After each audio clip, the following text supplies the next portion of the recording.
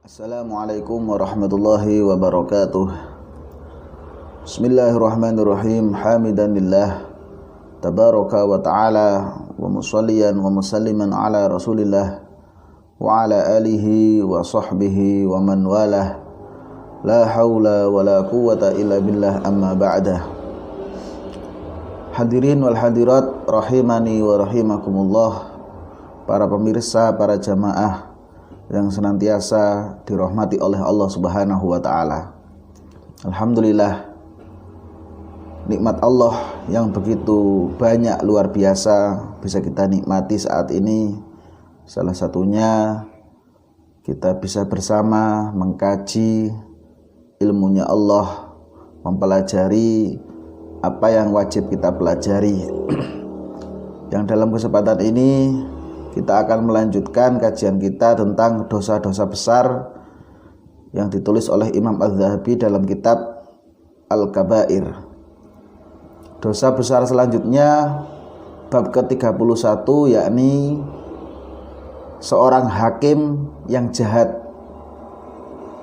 Jadi hakim ini kalau menurut bahasa adalah orang yang memberikan hukum. Kalau di negara kita, seorang hakim adalah seseorang yang memutuskan hukuman atas seseorang yang telah melakukan kesalahan. Nah, jadi hakim ini memang tugasnya sangat berat, ya. Terlepas dari hanya lisannya yang memberikan keputusan, namun konsekuensinya sangat tinggi, sangat berat, dan sangat besar. Bukan hanya di dunia, di akhirat yang jauh lebih besar. Di dunia dia menanggung urusan seseorang yang ia putuskan hukumannya. Di akhirat dia juga akan dimintai pertanggungjawaban oleh Allah atas apa yang ia putuskan. Sebagaimana firman Allah dalam surat Al-Maidah, "Wa man lam yahkum." Nah, jadi barang siapa yang tidak berhukum, tidak memberikan hukuman, nah, bima anzalallah, menurut apa yang ditentukan oleh Allah, faulaika humul kafirun, maka mereka itu adalah orang-orang yang kafir, orang yang zalim, orang yang fasik. Nah, jadi maksudnya apa? Ketika seorang hakim menentukan hukuman bagi orang yang membuat kesalahan, harusnya ia harus mengikuti standar aturan dari Al-Quran dan hadis Rasulullah Muhammad SAW. Sebab dengan tanpa itu maka dia kelak akan menuai akibatnya. Sebab tak ada satu jabatan pun, terlebih seorang hakim, yang nanti akan terlewat hisabnya. Jadi Rasulullah bersabda, Allah tidak akan menerima sholat seorang penguasa yang berhukum menurut selain yang diturunkan oleh Allah. Maksudnya, jika hukum itu bertentangan dengan Al-Quran, dengan syariat Islam, maka jangan dipakai. Namun ketika hukum adat, hukum negara itu selaras sejalan dengan apa yang disyariatkan, maka itu adalah baik dan benar adanya. Hingga Rasulullah juga pernah bersabda, jika hakim itu ada 3, maka 1 akan masuk surga dan 2 akan masuk neraka. Nah, kenapa demikian? Iya, yang pertama itu seorang hakim yang tahu akan kebenarannya. Nah, dia menetapkan keputusan berdasarkan kebenaran itu. Dia tidak goyang. Dia adil. Makna adil di sini tidak berat ke kanan, tidak berat ke kiri. Tidak bergantung siapa yang berani ngasih banyak, siapa yang mau menjamin kehidupan yang layak, tapi siapa yang harus dia bela adalah yang paling benar. Nah, namun ini berat, apalagi di zaman sekarang, di mana seorang hakim itu pastilah mengalami intervensi atau tekanan yang sangat berat. Entah itu tekanan psikologisnya dalam memberikan keputusan, entah dari pihak lain yang ingin supaya dimenangkan dan sebagainya. Jadi yang pertama tadi adalah hakim yang dia tahu ilmu, tahu kebenaran, dan dia menetapkan keputusan berdasarkan kebenaran itu. Maka ia akan masuk surga, kata Rasul. Yang kedua, seorang hakim yang mengetahui kebenaran, dia tahu mana yang benar, mana yang salah, tapi dia menyimpang darinya. Itu tadi, entah karena sogokan, entah karena tekanan, entah karena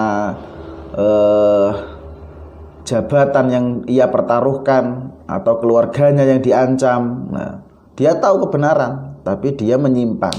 Nah, ini yang kata Rasul termasuk hakim yang akan masuk neraka kelak. Yang ketiga siapa? Hakim yang menentukan keputusan tanpa ilmu. Jadi dia putuskan saja tanpa pertimbangan, tanpa ini, tanpa itu. Jadi seenaknya dia tanpa adanya landasan ilmu. Sebab jika di negara kita syarat menjadi hakim, ya mungkin secara detail kita tidak tahu, tapi minimal adalah titel. Nah, itu pasti sudah. Entah itu titel apa, nah itu pasti. Nah, itu sebenarnya adalah ilmu, tapi bagaimana ilmu akhiratnya, ilmu syariatnya, nah itu yang lebih penting. Sebab jika bertentangan dengan Al-Quran dan syariat yang lain, maka itu akan membahayakan dirinya kelak. Jadi hadirin rahimakumullah, jadi seorang hakim, sampai Abu Hurairah pernah meriwayatkan sabda Nabi, manju ila qadiyan, siapa saja, barang siapa yang diangkat sebagai hakim bainan nas, di antara manusia, faqad dzubiha bi ghairi sikin, seolah-olah dia itu telah disembelih tanpa menggunakan pisau. Nah, disembelih dengan menggunakan pisau yang tajam itu sakit. Disembelih dengan menggunakan pisau yang tidak tajam itu menyiksa. Nah, ini disembelih tanpa menggunakan pisau, ini akan sakit yang luar biasa, mati secara perlahan. Maksudnya mati secara perlahan, dia akan memikirkan beban yang sangat berat. Nah, sampai Imam Fudail bin Iyad, nah, jadi ulama tasawuf, beliau berkata, nah, mestinya seorang hakim itu hari-harinya dua saja yang dia lakukan. Sehari dia di pengadilan memutuskan hukum, sehari lagi harusnya ia habiskan untuk menangisi keadaan dirinya. Sebab apa? Nasibnya di akhirat kelak. Nah, jadi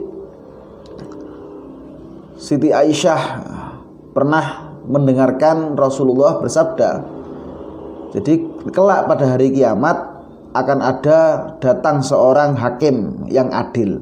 Jadi dia itu hakim yang adil. Jadi dia tahu beratnya hisab yang akan diterima, beratnya pertanggungjawaban kelak di hadapan Allah.